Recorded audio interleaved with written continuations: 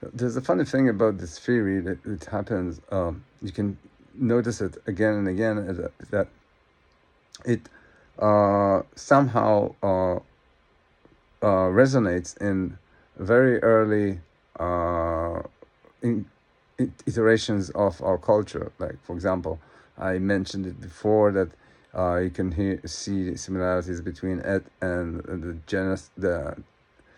the creation story in Genesis, like the God is an experiential agent. The creation of the world is kind of like the creation of a wakeful union. Or it's all in the book, and it continues on.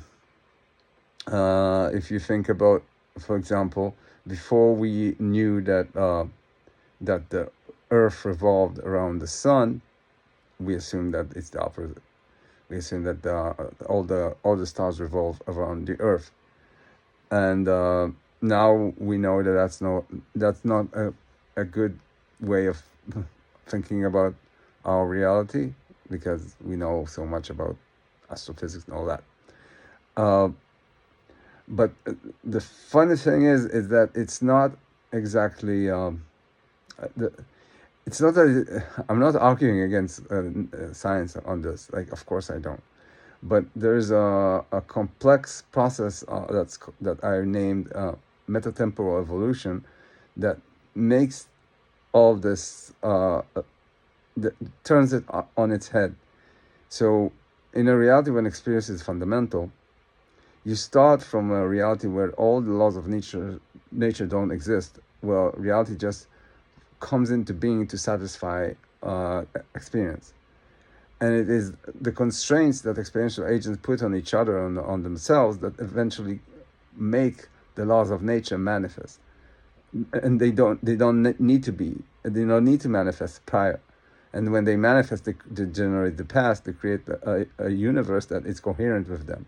So it is perfectly valid to assume that if experience is fundamental, then in the beginning, yes, uh, all the everything about reality revolved around the location at which experiential agents dwell, and therefore it would be correct to say that all the stars were revolving around the Earth, not because they were actually there were stars revolving around the Earth, but because there were no stars. There was no need to investigate that portion of the wakeful union, and it was just light. That's all it was. It didn't manifest as used gases, used balls of gas, burning gas, burning plasma. That none of that existed. It wasn't defined yet.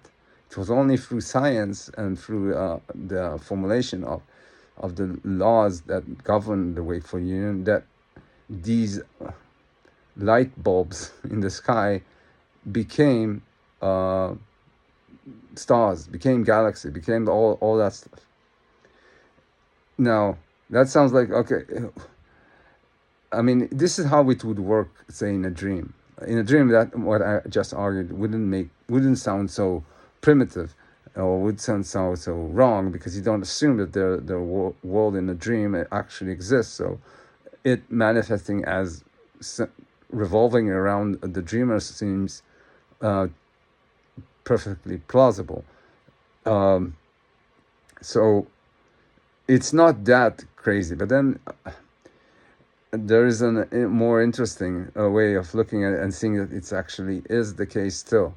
So, but it is kind of like a confirmation bias, and there's a lot of confirmation bias, like when evaluating reality. I have one explanation for it. Physicalists would have a different explanation for it, and each is coherent with their explanation. So this is not gonna persuade you, but it is showing that this is a coherent way of looking at reality. And I'm talking specifically about outer space. Now, if you think about from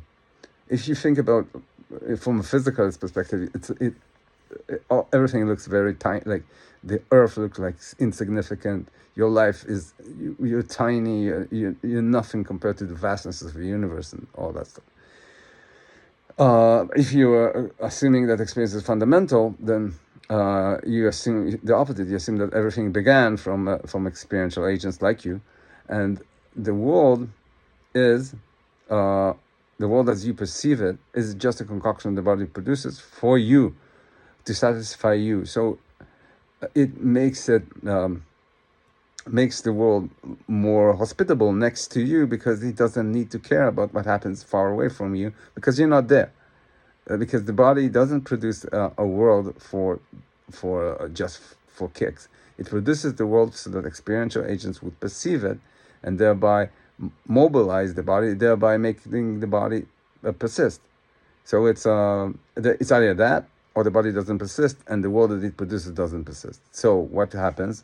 You find life or your life revolving around the center of the universe, what used to be the center of the universe. And as you go further away from that center of the universe, you go to unlivable areas because the body never bothered to explain how something could live there because it's just, if you think about like, let's say you have a guest in your house and you're showing it the best room and you're giving it the best food, and that guest, that's experience, that's the body shows experience, the best room, the best gives it the best food, best conditions to exist in.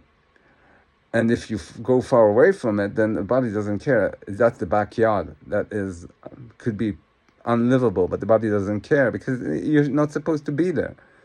It produces a reality for you to perceive, to compel you, and all that stuff. You should never have been there. So it never bothered to make it livable, to make it interesting, to make it anything but a dead area. So the vastness of space becomes the fact that it's dead, or the fact that you can't find life there. There's this whole Fermi paradox: where is everybody? Where are all the aliens that should have been dwelling the vastness of the universe, considering the plausibility for habitable planets in the universe? Well, this all starts to make sense. They don't exist there because the body never bothered to put anything there, because that was never the goal of the body. It wasn't to create a world for aliens to exist in a different galaxy. These galaxies were created just in time as experience was curious about what's happening there. Of course, this can all change. Something can come, a lore could emerge where aliens would come from different galaxies, and all the places that we reach through spaceships will start teeming with life because we will be there, and the center of the universe will start move and propel to the rest of the planets and stars that we're going to visit. But it is still going to be the same principles, and the question, eventually it's not a question of what's wrong, what's correct, and what's incorrect. In the wakeful union, in the physical world, the physicalist account of reality is coherent with how it operates. It just happens to be the case that if you stop assuming physicalism and look at it experientially, it also makes sense.